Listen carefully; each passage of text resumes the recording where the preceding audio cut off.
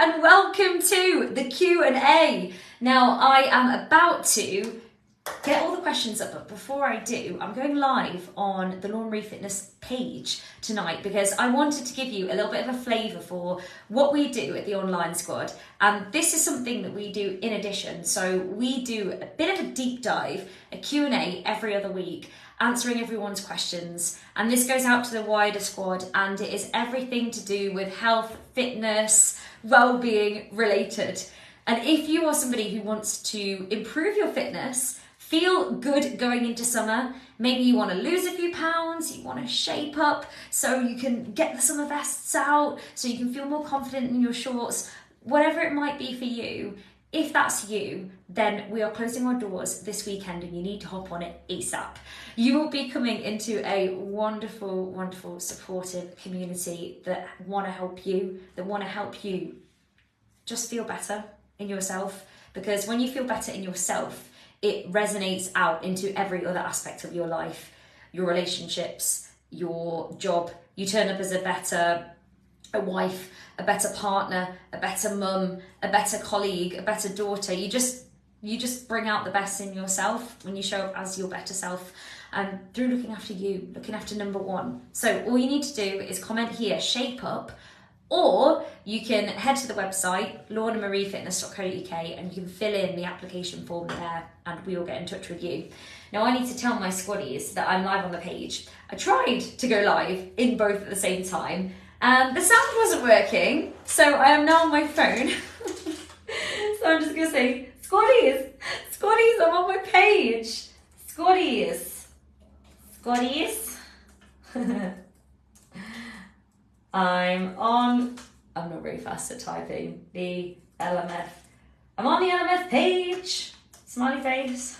There we go. Now, squaddies have been doing fantastically well with the June Shape Up Challenge. So we've done like an internal 3-2-1 challenge, focusing more on strength classes. Because strength's so important for shaping and toning your body, but also actually just overall quality of life and longevity. It's good for your metabolism, it's good for your bone density, like the list could literally go on. And I wanted to make sure that everyone was doing more. And if you're somebody who is over the age of 30, and more important, well, not more importantly, just as important, but definitely as you enter the perimenopause, menopause, postmenopause, you need to be doing more strength. So we've had this big emphasis on strength classes this month and getting more protein in, which I think has been a real eye-opener for a lot of people and made everyone think more mindfully about what they're actually eating. So some of those questions might be based a bit around that. So that's just a bit of context. Okay, so here we go with the questions. So like I said, this is something that we kind of do in addition to everything. So to say that we do online fitness classes is a massive, what word am I looking for here? It just doesn't describe what we do. Like, online fitness classes is probably about 15% of what we do. We're a real community that are going to support your well-being in so many different ways. Your fitness, your nutrition, your health, and keeping you motivated and accountable so that you're not just looking for the next diet or the next shiny object, something that you can keep continuing with because you love it, you see results as part of your routine, and that's what we're all about. So, like I said, message me or comment shape up here and you can jump on board. Mel, you're there. Mel, can you hear me now? Understatement. That was the word I was looking for. Thank you. Yeah, it's true though, isn't it? You know, when people say, oh, what do you do? Oh, we do online fitness classes. And I want to say, but we don't really. That's just a huge understatement, like big time. All right, are you ready for the questions? Let's go. Question number 1. This is a really good question, by the way. And there's a lot to unpack in here, so it's fantastic. I've had a mixed month. When I started, I want to focus on fitness and mobility as I was only doing 2,000-3,000 steps a day. My back seized up, I wasn't sleeping, so my priorities were sleep, Pilates, cardio, and I loved the step challenge. That was one we did, by the way. I was averaging about 8,000 steps a day, and my legs felt more toned. I was sleeping better. I felt better. But I'm 3 stone overweight, and I've done Weight Watchers for years, and I know full well the perils or restrictive diets. So I eat quite well, trying to follow the 70-30 mindset, but it hasn't been my full focus. While I feel a lot fitter, I'm still carrying a lot of weight. I'm apple shaped, so it's on my front. My clothes do feel looser. I think I've lost about an inch, but I've stagnated, and I went through a very negative period in early June, had a week of eating bad and no classes. I've only weighed myself 3 times since January, as I understand not to focus on that as a measure of success. Good. However, I did so this week. I'm surprised I haven't lost any weight at all and managed to get myself out of the negativity. And to be honest, I wasn't going to do the challenge. However, I'm really enjoying it, and I can see what benefit stronger classes can be. But since the step challenge ended, my step counts bombed, and I feel like I might not have the balance of my classes right to help with my weight loss and toning, particularly on my core. I listen to your Drop Address Size podcast again, and I'm going to be more aware of my eating and focus on it more. However, what ratio of cardio stronger Pilates should I focus on? Should I do? And how can I reduce the inches off my stomach? Sorry for the long explanation. No need to apologise whatsoever. I think there's a lot to unpack in this separately, and I just want to take it kind of section by section. So the steps, the apple shape, the weight, and then talking about, okay, what classes should we be looking at in terms of a ratio. So the step classes, to say doing 2,000 to 3,000 steps a day, that is something to address. So it's something to address because that is going to have an effect on your long-term health and well-being. Really, you want to be hitting about 7,500 steps on average plus a day. So that might not mean you do 7,500 every single day of the week. It might mean that if you've got an office-based job, maybe Monday to Friday, it's not as many, but the weekend you make up for it, you do more, you're more active. There's no going around the fact, there's no skirting around it that you need to be active. You need to be an active person for your long-term health. So 7,500 plus is going to be your aim. So if you're hitting somewhere around 7,000, 7,500 a day, you know, that's great, that's good. 10,000, that magic number, is just part of a marketing campaign. You don't have to be hitting that many. And that might be something that's totally not realistic for you. So if you're in a place where actually at the moment you're only getting 2,000 a day on average, you want to start taking a small step forwards. You want to start by increasing it by 20%. So increase it by 20% for a couple of weeks. And then once you've done that, then you do it again. And you just find little areas to do it. So it might be a lunchtime walk. It might be after you've had your evening meal, you just go on a little stroll to help you digest, just because it feels good. It might be at the weekends you make up for it and you go on a walk, you just squeeze it in. So that is the first thing. So steps, that's what you want to be aiming for, or get towards, even if it's just taking those first few steps. Now the apple shape, if you feel like you're holding a lot on your midsection, it may be a case that you are perimenopausal, you're postmenopausal, and the whole pear shape of ladies tends to go into more of an apple, as in we're holding it more around our middle. And that is due to a drop in estrogen. So we tend to hold our fat round our tummy. Now, I'm not saying that you're fat, I'm not saying anyone's fat, I'm just saying where we hold body fat as women once we're going through the perimenopause and then postmenopause tends to favour around our stomach as opposed to other areas. So the best way to lose that is going to be overall weight loss. It's going to be overall weight loss, so putting yourself in a calorie deficit, i.e. calories out are greater than calories in. And to do that, you just want to make sure you're eating healthy. Eating healthily, you know, lean proteins, your fruit, your vegetables, your fibrous carbohydrates, the majority of the time, whilst having a little bit of what you want to, because we all know it's not a long-term strategy to cut food out, to say, I'm not going to have pizza, I'm not going to have chocolate, I'm not going to drink wine, because it's not long-term and it's not realistic. So you need to make sure that you're still including those things, but focusing mainly on good, healthy foods. and moving your body. The strength training is going to be really important for maintaining lean muscle mass as you lose weight, but that is going to be the key. So yes, work your muscles, yes, work your core, but in terms of losing the weight from the tummy area, it is going to be focusing on, getting your core classes, getting your strength classes, but it's going to be the overall weight loss. And it might be the last area that you lose it from, but it will go. You can't pick and choose an area on your body where you want to lose fat. It's called spot reduction. It doesn't exist. Like, you can't do it. Your genetics will determine where you're going to lose the weight first. Your genetics, your hormones, your situation. Sometimes if we're stressed, we tend to hold more around the middle, so that might be something to look out for as well.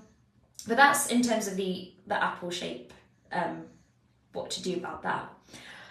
With measures of progress, so I know you said here, I'm sleeping better, I feel more toned, I'm feeling fitter, better than I've done it in years, and also with the challenge feeling stronger, but it hasn't shown on the scales.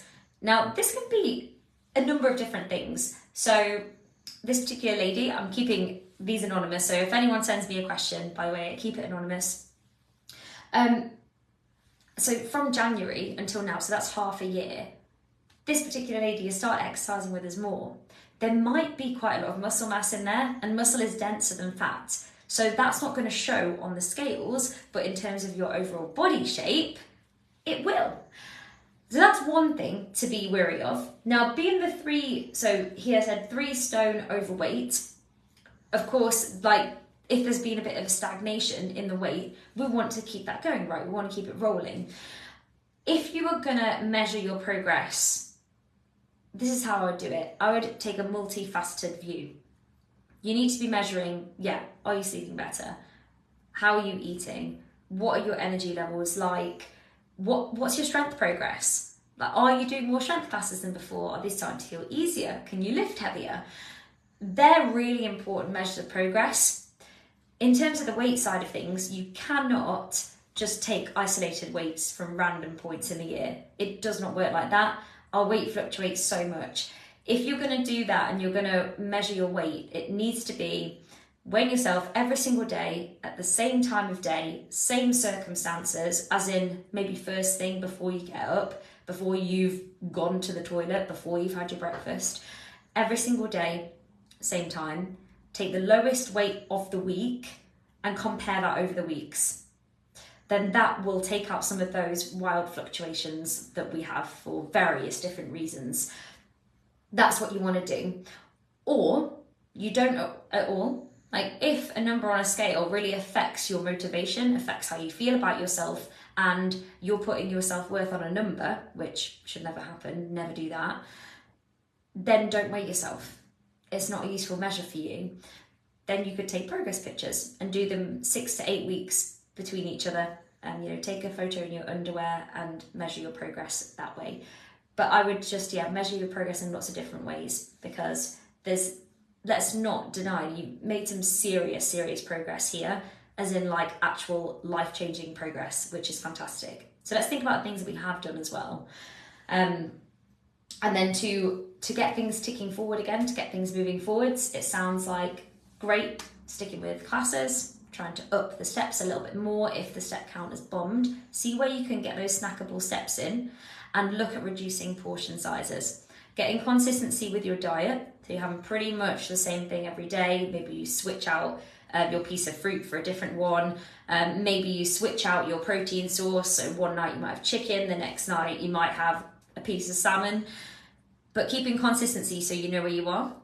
Reduce the portion size by 20%, keep that for 3 or 4 weeks, review where you are. If it doesn't work, reduce them again a little bit more, keep that for 3 or 4 weeks, and so on and so forth. But don't kid yourself by going Monday to Friday or Monday to Thursday being quote unquote good, be really restrictive, and then just going out on a bender at the weekend, because obviously not going to work. That's why I'm very much an advocate of having a little bit of what you want and not sticking to, okay, I have to wait until Saturday, until I go out for cocktails and out for breakfast and out for lunch and out for dinner, and then just kind of like undo it all as well. Have a bit of what you want all the time, and just be very mindful of the choices that you are making. So when you do go out, it might be, I'm having the wine tonight, so I'm not going to have the pudding, or vice versa. The ratio of classes, thinking about the government guidelines with exercise, 150 minutes of moderate exercise or 75 minutes of vigorous exercise. So how much time have you got? Like, that's the government guidelines, what you want to try and aim for. I would say, as like a sort of minimum, I would say you really want to be focusing on getting 2 to 3 strength classes in there. And then depending on how much time you've got, then maybe a couple of cardio, a couple of like Pilates, yoga, and that might not be 30 minutes classes. It might be that you do a stronger class, a 20-minute stronger and a 10-minute Pilates after it. Use the bolt-on area for that. But I would definitely try and keep a really good variety, but prioritizing 2 to 3 strength classes a week. Okay, let's move on. I've been feeling really bloated recently and don't know if it's my HRT or menopause or both. I know you're not a GP, but I wonder if you know of any women who've gone through a similar sort of thing. Yes, it's really, really common. And it can be HRT, it can be the dosage. So I definitely speak to a GP or a menopause specialist about that and the particular one you're on. Every woman's journey is so different, and you're definitely better off speaking to specialists about that. But in terms of perimenopause, so this is the time when you're approaching the menopause. And the menopause is just actually one point in time. It is the exact point when you've not had a period for 12 months. That is the menopause. that moment, that second, that split second. Anything up to that point is your perimenopause, and anything after that split second is your postmenopause. Throughout this time, your hormones are all over the place, literally all over the place, and it can throw everything out. Your mood, it can throw your digestion out. So, for example, with the lack of estrogen, decrease in estrogen, it affects how your food actually moves through the gut. So you can actually get a bit of fermentation within the gut and within the intestines, which creates all this bloating and gas. Because it literally slows the motility down, the motility of your digestion, which causes this gas. Foods can affect you in a different way. Just the hormonal fluctuations can make you feel so rubbish, and they can affect your stress levels as well. And with stress, that can cause digestive problems. So again, we're going to be getting bloating.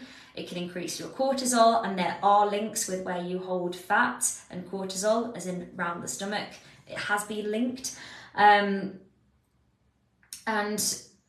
just generally, it's mind-blowing. It's mind-blowing what the female body has to go through.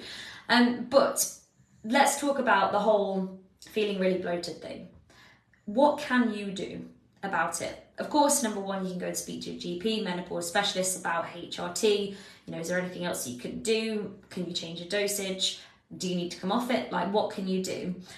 But with controlling the controllables in terms of bloating, I'd be keeping a bit of a food diary and seeing what affects you.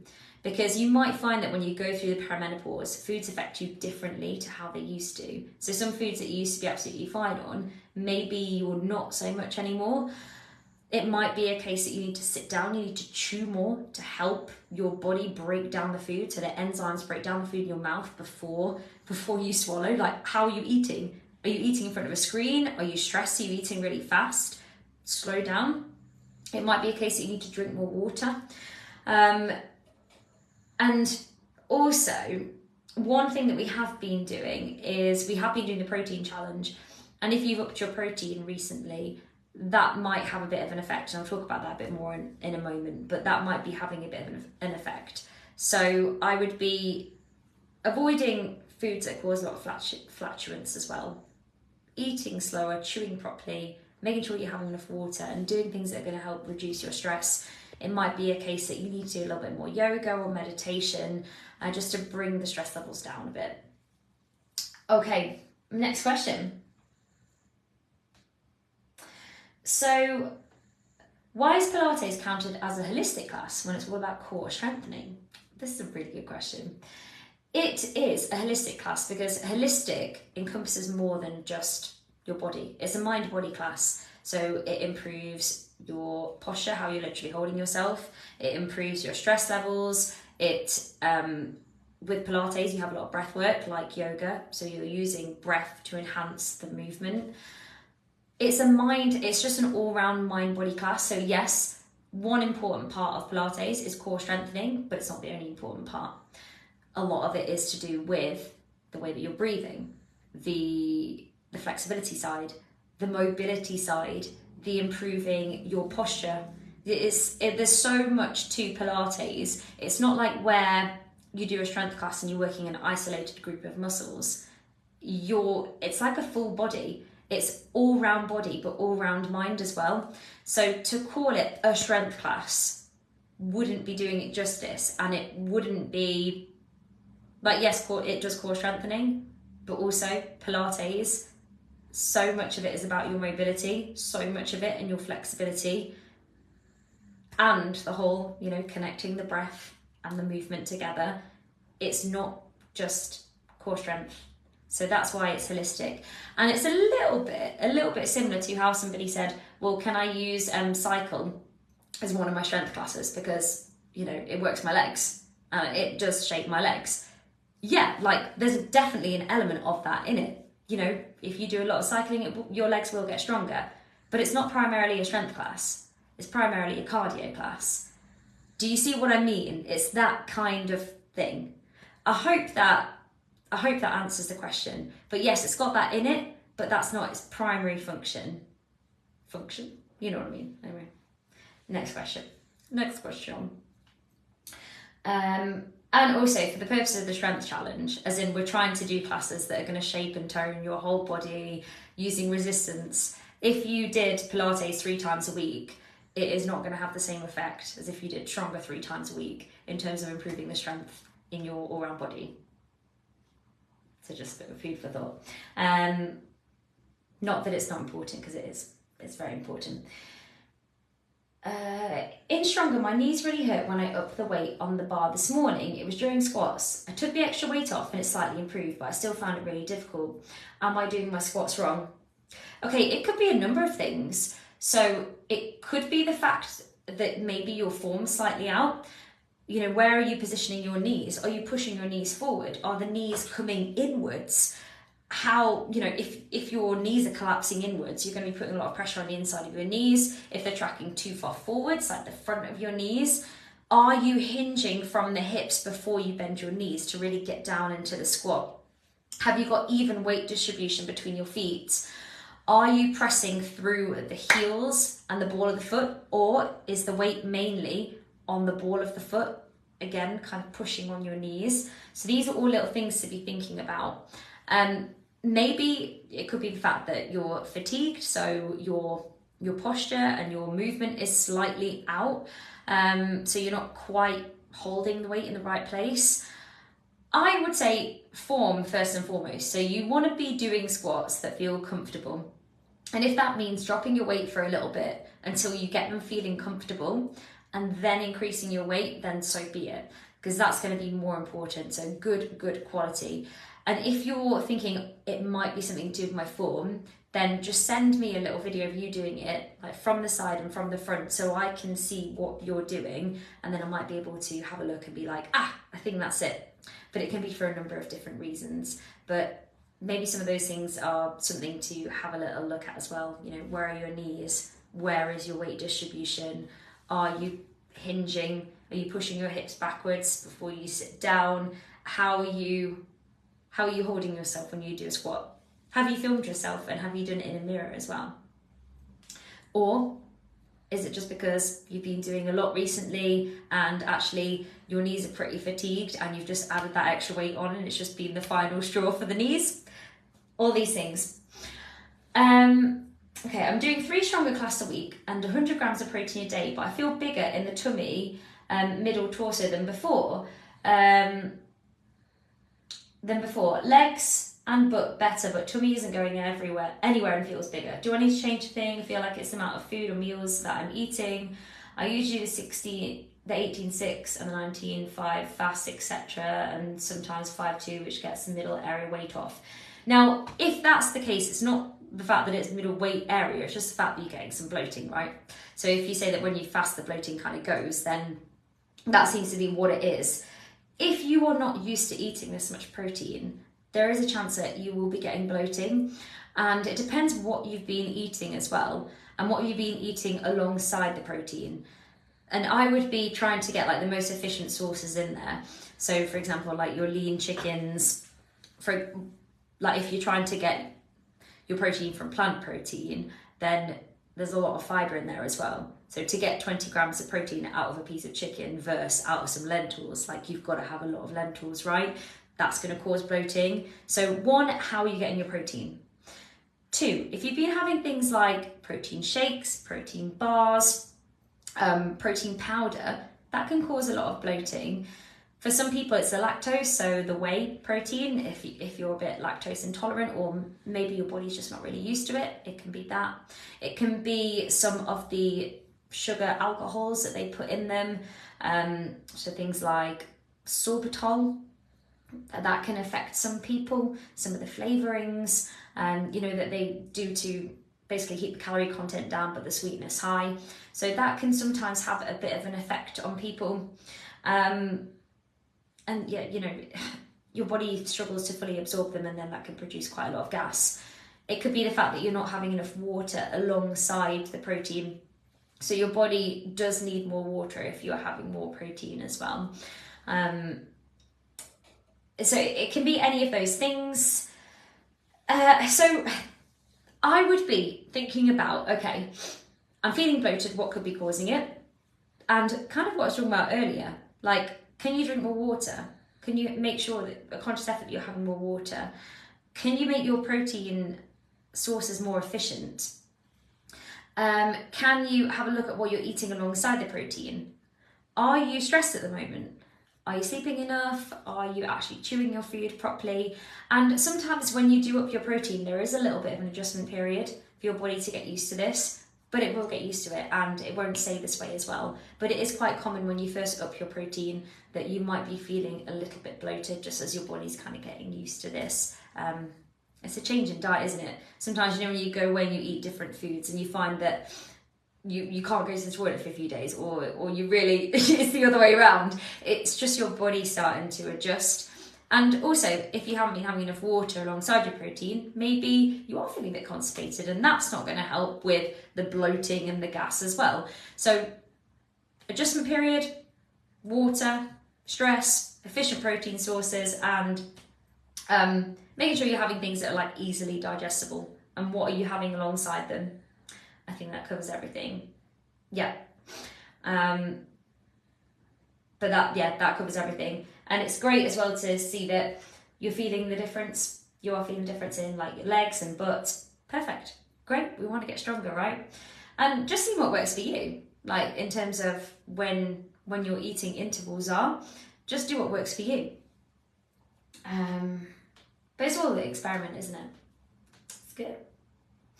Will our bodies be absorbing more protein because we are doing more stronger classes? I think I remember you saying something about we can only absorb about 20 grams of protein per meal, and after that our bodies expel the rest.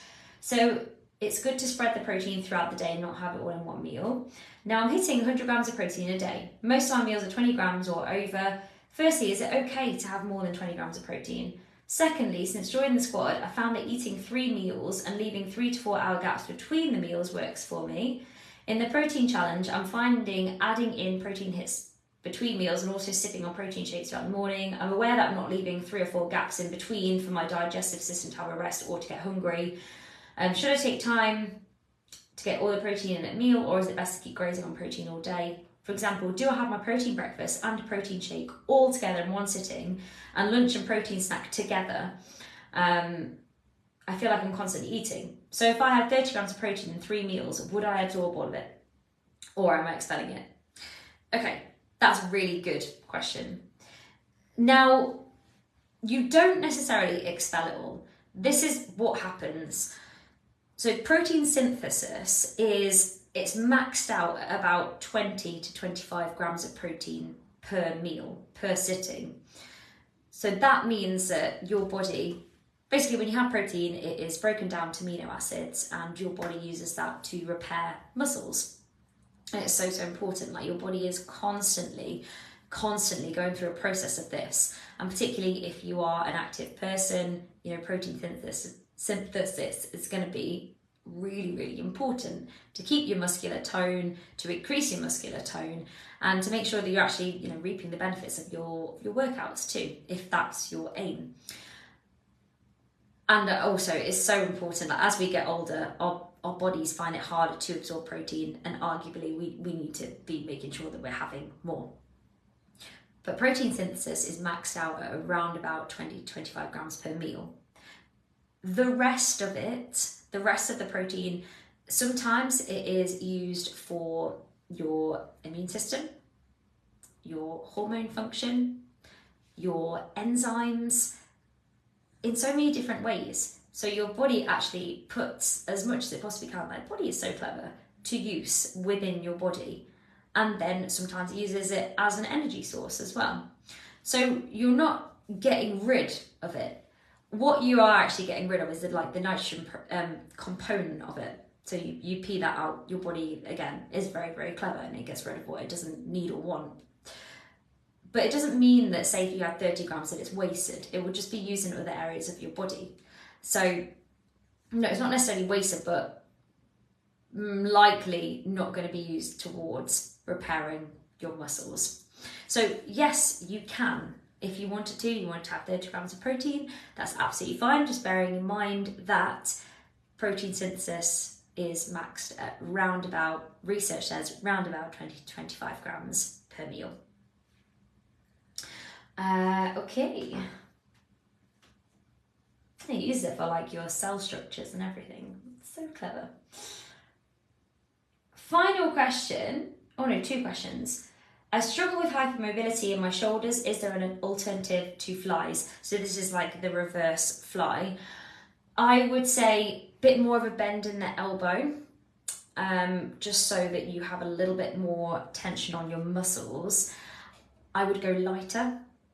I would really focus on controlling the movement. Another alternative, you could do rows. So instead of opening up into flies, you could do rows. Or you could lie down on the floor, and it's more chest really if you do that. Okay, maybe not that. So those things first. The other thing you can do is you can sit down on a chair, and just so that your body is still and stable, and then you can help control the fly movement better. So you sit down on a chair, sort of lean forwards on your chair, or maybe placing your bottom against the wall when you do it so your lower body is stable. Have a go at those things. Or doing something else, like for example push-ups if you wanted to. There will be some shoulder work in there. Obviously you're working on the muscles as well, like your chest, triceps, etc. But yeah, that's a little idea. I hope that's useful. I hope that's helpful. But give it a go. Most importantly, take your time and just drop that weight if you need to as well. Just really, really focusing on the range of movement and not overdoing anything. Now the final question is, what's the equivalent in steps for this morning's class? Is there a scientific way to work it out? Now, this morning's class, we did a strength workout. So obviously, typically, you're not going to be stepping because that's not the aim of the workout. The aim of the workout is to strengthen your muscles. Strengthen, tone, shape. Like I said, so important for all-round longevity. Now, with the classes, it's a bit besides the point trying to, in my opinion anyway, trying to work out the step count for the classes. Unless you're doing like a power walking class because you haven't been moving much today and you just want to get some steps in. Because really the steps, they want to be in addition to your workouts, because that determines how active you are. And like in general, like how active you are as a person. Really, we shouldn't be relying on our classes for that specifically. Unless, like I said, you know, you're stuck in the office, you want to get a few steps in, or you're going to go out on a walk. But really the classes, like for example doing the strength training, that's to really work the muscles, improve your bone density, get that muscular tone and shape. The holistic classes, therefore your core strength, for your mobility, for your flexibility, so that you can bend down and tie your shoelace, you can pick something up off the floor and your back doesn't go when you lean forwards. it's for all those reasons. And I would be trying really to hit the step count outside of your workouts, unless, you know, you're doing a supplementary power walking class to get some more steps in or something like that.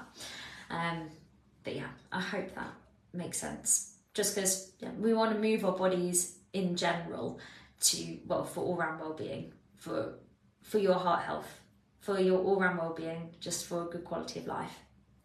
Now, I hope that's been useful, everybody. That's all the questions for this week. And like I said, if you want to join our 6-week Shape Up, please get in touch. We are closing our doors this weekend and we start on Monday. And I am getting everyone's packs ready right now. That's what I'm going to be doing now. So I will see you all soon, squaddies. I will see you in the morning at 6:30, 9:30, or on live replay in the evening, or I will see you on demand. Take care, everyone, and have a great evening.